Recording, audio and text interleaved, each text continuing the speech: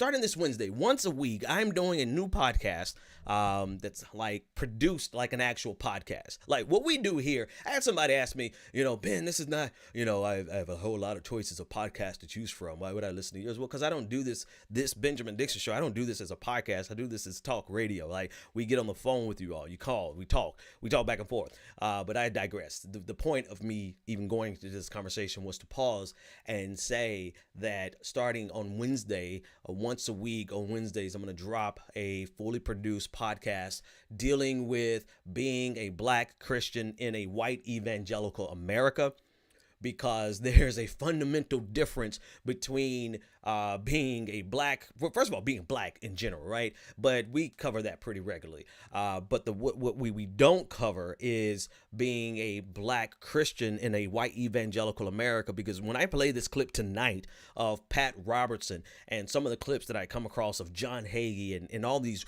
super famous and rich white evangelical leaders, it really trips me out that they have a fundamentally different view and experience and expectation here in America. And their expectations have been counter or have been detrimental to Black Americans in general. And so as a Black Christian, there's a lot of things that we have to answer for. Like how do we worship the same God as these white evangelicals who quite literally have throughout the history of America have been our adversaries on thing after thing after thing, have been our slave masters, have been the implementors of Jim Crow, and have now are the main voices in opposition to Black Lives Matter. So there's a lot that we not only have to answer for, but there's a lot of things that we have to explain, because I don't really have a lot of time to do that on this show the way that I not really would like to. I like the show, the Benjamin Dixon Show, the way it is.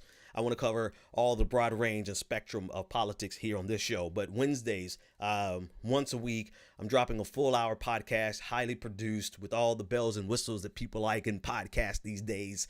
And you know what I mean? You know what you listen to.